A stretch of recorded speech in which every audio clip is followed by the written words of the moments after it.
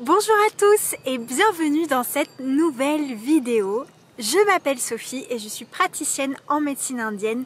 Si jamais tu ne me connais pas, bienvenue sur cette chaîne.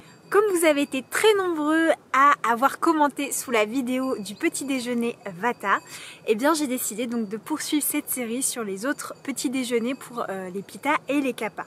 J'ai changé de panorama pour cette vidéo, mais j'ai fait en sorte qu'il y ait quand même les petites montagnes voilà, derrière moi. Hop. Je vous montre, je vous ai amené en fait à l'endroit que je préfère ici. Voilà, avec cette magnifique vue et la traînée des nuages juste au-dessus de nous. Et nous sommes bien sûr seuls au monde ici. Donc aujourd'hui, nous allons voir les petits déjeuners pour les Pitta.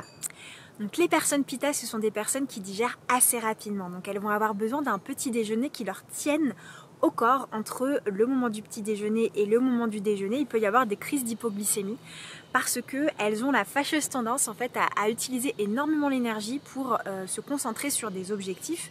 Donc elles vont beaucoup piocher en fait dans leur réserve énergétique parce qu'elle fonctionne par objectif justement. Donc le matin, s'il y a je sais pas, des dossiers à faire, des tâches à réaliser, elles vont vraiment tout concentrer au niveau de leur énergie et ça va tout utiliser au niveau de leur réserve. Donc c'est pour ça qu'en général, elles consomment plus rapidement leur réserve énergétique. Et comme elles brûlent vite, comme leur Agni est un feu digestif qui fonctionne plutôt rapidement, c'est-à-dire qu'on dit qu'elles digèrent entre 2 à 3h30, ça va dépendre des Pitta, eh bien elles ont besoin que le petit déjeuner leur tienne au corps, ça va être beaucoup plus conséquent qu'un Vata par exemple. Par ailleurs, c'est un tempérament qui est souvent dans le mental en fait, donc qui utilise beaucoup son énergie mentale et qui peut avoir tendance à la surchauffe en fait émotionnelle et intellectuelle. Donc elles ont besoin d'avoir des éléments que l'on appelle rafraîchissants, c'est-à-dire avoir un virya, une énergie refroidissante pour pouvoir les apaiser et pour leur permettre justement d'être canalisés tout au long de la matinée, même de la journée, et de ne pas créer de surchauffe au niveau de l'intellect, de surchauffe cognitif. Donc, du coup, dans la préparation des petits déjeuners pour les personnes Pitta, eh bien, il va falloir plutôt utiliser des aliments refroidissants.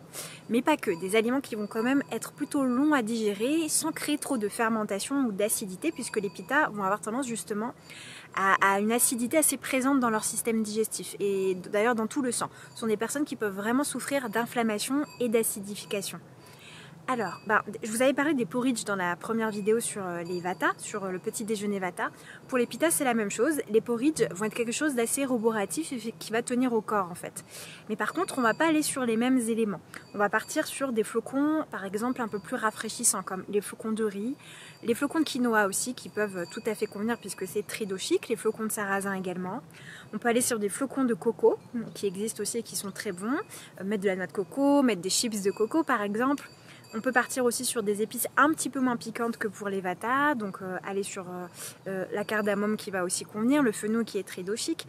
On peut aussi partir sur un petit peu de cannelle. On peut tout à fait mettre des épices un peu plus piquantes, mais vraiment en petite quantité. C'est-à-dire que pour les Vata, on pourra y aller de manière un peu plus conséquente sur les épices réchauffantes. Et sur Pitta, il va en falloir aussi, mais un petit peu. Il va en falloir parce que, de toute façon, ça soutient le système digestif. Et s'il y a des aliments rafraîchissants, en fait, dans la composition du repas, ça va être tamponné, les épices vont être tamponnées par cet ensemble. Donc, il n'y a pas de souci, mais avec une plus petite dose, en fait. Donc, un petit peu de poivre, du curcuma, il n'y a aucun problème non plus. On peut mettre de la poudre de rose aussi pour les Pitta. On peut aussi mettre de l'ortie, puisque l'ortie a cette tendance en fait à pousser finalement dans les milieux un petit peu plus rafraîchissants, comme la forêt ou dans des endroits où c'est plus refroidissant finalement au niveau de la nature. Il va avoir aussi ce côté un peu rafraîchissant pour les Pitta. Pareil avec des laits végétaux ou avec du lait de chèvre aussi qui est très toléré par la constitution Pitta, puisqu'il est refroidissant et astringent, donc il a cet effet vraiment de rafraîchir les Pitta. On peut aussi partir sur du lait de coco, sur du lait de riz, comme celui-ci, et qui en fait a la capacité d'être tout simplement très digeste et très léger et rafraîchissant. Alors je vous l'avais conseillé aussi pour les Vata, et il sera aussi à conseiller pour les Kapha, tout simplement parce qu'il est très léger. C'est un des plus digestes au niveau des laits. D'ailleurs vous pourrez faire les tests en fait au niveau de votre système digestif et puis vous verrez lequel vous supportez le mieux. Mais en général c'est un lait qui est plus ou moins bien supporté par l'ensemble des constitutions ayurvédiques. Vous pouvez aussi partir sur des préparations comme par exemple de la confiture de courge qui va avoir cet effet aussi très stabilisant, très apaisant pour les constitutions de type pita. Ça peut être également de la purée de patates douces ou de la purée de butternut par exemple que vous allez faire de manière sucrée, donc avec un petit peu de jaggery ou du sucre bien de coco tout simplement, ou du sucre roux, et puis vous allez ajouter des épices comme de la cardamome, comme de la cannelle, vous pouvez mettre un petit peu de curcuma aussi et vous faites une espèce de purée en fait avec, que vous allez mettre sur des pancakes encore une fois comme pour les vata, ou alors sur des petites cracottes de ce type. Hop. Des petits crackers comme ça, je vous en avais déjà parlé en fait dans une de mes vidéos, je crois que c'était sur le jeûne, enfin sur la monodiète en fait de jus, ma détox, et je vous avais parlé de des petits crackers comme ça. Et en fait ce sont des petits crackers, c'est un peu comme le pain des fleurs, mais un peu plus goûtu je trouve, et surtout en plus craquant. Et les pitas en fait en général ont besoin de ce côté un peu plus asséchant parce qu'il y a la qualité de gras en fait dans leur constitution, donc c'est légèrement gras, c'est beaucoup moins gras qu'un kappa par exemple, mais il y en a quand même. Donc c'est pour ça que tout ce qui va être très lourd à digérer, comme la mie de pain d'ailleurs qui est fermentée, qui est acidifiante, pour les pitas n'est pas conseillé par l'Ayurveda. Donc vous pouvez tout à fait partir sur des petits crackers comme ça, moi c'est ce que je mange en tant que pita vata, et c'est vrai que j'adore mélanger ça avec des substances un peu plus grasses. Je vous avais parlé de hummus, mais par exemple cette espèce de purée à la courge ou au butternut ou à la patate douce, et bien vous pourrez tout à fait jouer sur les substances, sur les aspects en fait des substances gras et secs, en venant la poser sur un petit crackers de cet acabit là. Donc là moi ce que j'ai pris c'est à la farine de seigle. La farine de seigle est un petit peu chauffante, donc si vous êtes en excès de pita c'est vrai que c'est pas forcément la meilleure, mais si tout va bien au niveau de votre pita, notamment pendant cette saison de l'automne et de l'hiver où on a besoin d'être un peu plus réchauffé, vous pouvez tout à fait partir sur ce genre de crackers. Et ce qui est bien c'est qu'il n'y a pas de levure en fait à l'intérieur, donc on n'a pas de risque en fait d'acidifier le système digestif. Vous pouvez également faire des tartes de fruits, mais notamment des tartes de fruits rouges, puisque les fruits rouges ont cette tendance en fait à apaiser énormément pita, parce qu'en général ce sont des fruits qui sont un peu plus rafraîchissants. Donc les tartes à la myrtille, des tartes à la fraise, à la framboise, aux fruits des bois, à la mûre, vraiment à tous les fruits rouges que vous souhaitez, avec des farines un peu plus rafraîchissantes. Donc vous avez notamment la farine de riz, que voici. Farine de riz complète, qu'on trouve donc très facilement dans les magasins bio ou en supermarché. Et vous allez pouvoir donc faire des gâteaux avec, parce que la farine de riz, comme je vous le disais, est très digeste et a ce pouvoir en fait d'être rafraîchissant. Donc c'est plutôt à préconiser pour les personnes pita, puisqu'en général elles vont bien tolérer cette farine. Alors les pitas supportent très bien les fruits crus, mais c'est vrai que pendant cette saison il faut faire attention. Donc petite astuce en fait pour les pitas, vous pouvez tout à fait prendre des fruits de saison, par exemple des pommes ou des poires, encore une fois, qui conviennent en général à toutes les constitutions.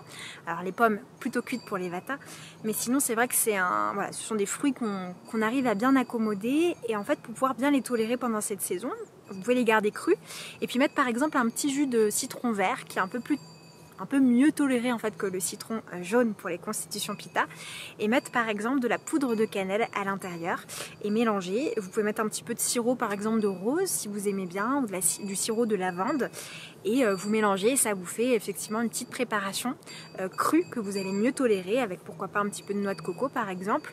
Vous pouvez vous faire des petites salades de fruits de cette manière là, et mettre ça après sur quelque chose qui va accompagner. Ça peut être du pain, donc faites très attention pour le pain parce que c'est un aliment qui est fermenté, qui peut vous faire beaucoup de mal au niveau de la digestion.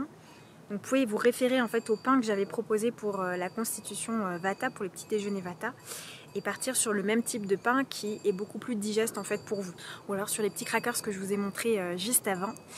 Et mettre pourquoi pas du ghee, ça peut être donc la petite préparation de fruits que je vous ai dit, donc plutôt cru pour vous si vous souhaitez, ou même cuit, il n'y a aucun problème. Vous pouvez aussi réaliser des petites energy balls par exemple le matin, avec de la date, avec de l'ortie, avec de l'huile de coco. Il y a aussi la version au quinoa, donc sucrée avec de la noix de coco, du tapioca, Vous pourrez trouver en fait des recettes sur internet. Sinon moi j'en avais partagé en fait sur mon compte Instagram. Je vous avais partagé une recette d'Energy Ball. Je vais essayer de vous la remettre en fait soit dans la barre d'infos, soit je vous mettrai le lien pour aller sur Instagram et pour pouvoir voir le post où j'ai mis donc toute la recette et son déroulé. Et ça c'est tout à fait des petites amuse-bouches par exemple que vous pouvez vous faire le matin. Par exemple si vous mangez des fruits le matin et que vous avez peur que ça vous tienne pas suffisamment encore, eh bien vous pouvez vous faire des petites Energy Balls donc à amener avec vous dans un petit tupperware par exemple en verre, et puis vous pouvez manger ça avec une petite poignée de graines de courge, de graines de tournesol ou des petits oléagineux que vous allez mettre dans une petite boîte. Donc ce qui va convenir en général c'est avec tout ce qui va être fruits rouges séchés ou alors du cranberries, du mulberries, donc ce sont des mûres séchées, des myrtilles séchées, des grenades séchées, ça peut être des baies de goji, ça peut être des graines de tournesol, des graines de courge, ça peut être des amandes également, ça peut être... Enfin, il y a beaucoup de choses en fait qui pourraient vous convenir. N'allez pas sur les choses trop grasses comme par exemple les noix de cajou ou alors les noisettes. Ça va être ok pendant ces saisons-là, mais avec parcimonie parce qu'en général les personnes pitta ont un foie qui peut être assez fragilisé. Donc un système hépatique qui peut se fragiliser assez rapidement à cause en fait tout simplement de l'émotionnel des pitta qui est assez chauffant, qui a tendance en fait à vicier facilement le sang qu'on appelle rakta et donc par voie de conséquence le foie qui est relié en fait à ce tissu pour nous en Ayurveda. Donc après au niveau de ce qu'il y a à boire, forcément comme pour les Vata, le café n'est absolument pas conseillé pour vous, ni le thé noir ni le thé vert. Allez plutôt encore une fois sur le rooibos parce que c'est beaucoup moins chauffant et moins déséquilibrant pour vous. Vous pouvez partir aussi sur de la poudre de caroube. Comme ceci, la poudre de caroube, ce qui est super avec elle, c'est qu'en fait, ce n'est pas de la poudre de cacao et donc il n'y a pas de caféine à l'intérieur, comme on pourrait retrouver aussi dans le chocolat, dans le cacao.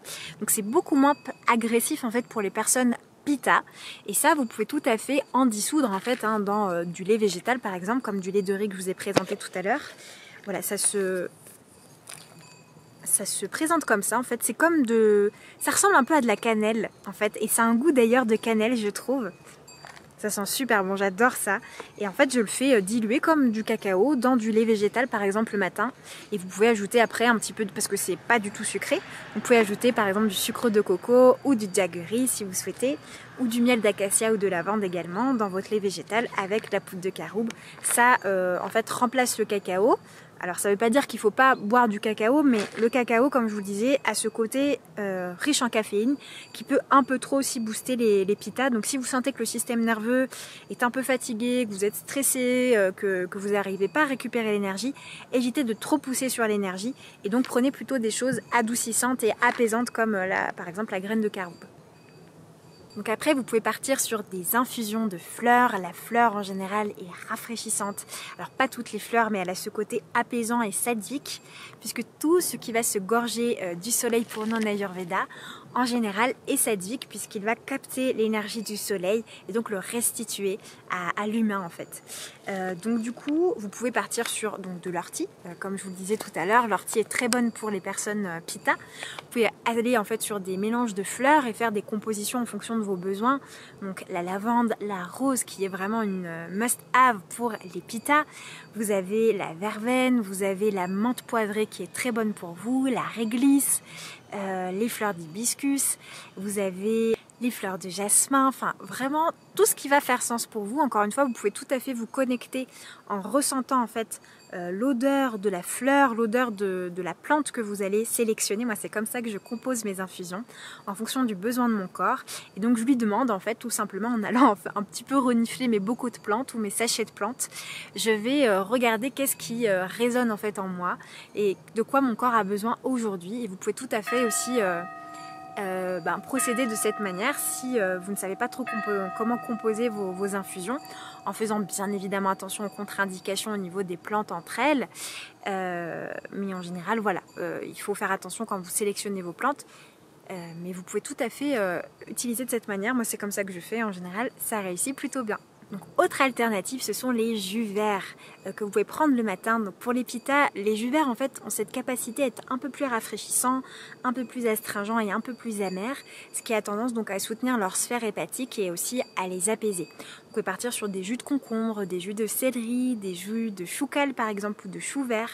Vous avez en mélangeant en fait avec d'autres fruits comme par exemple la poire, la pomme, les fruits rouges dont je vous parlais, vous pouvez rajouter de l'argousier, du persil, enfin il y a vraiment pléthore finalement de combinaisons à créer, mais c'est vrai que les jus verts vont avoir cette tendance à être un peu plus apaisants que les jus par exemple à base d'agrumes qui sont vraiment à éviter pour les personnes de constitution pitta, puisque les agrumes ont cette tendance à être un peu plus piquants, un peu plus chauffants aussi pour les personnes pitta, donc tout ce qui va être pamplemousse, tout ce qui va être citron jaune, c'est un peu plus diminué pour les personnes pitta. Les oranges, faites très attention à ce qu'elles soient bien sucrées, donc à ce qu'elles soient bien mûres, sinon elles vont avoir cette tendance justement à être un peu plus piquantes, un peu plus acidifiantes pour les personnes pitta.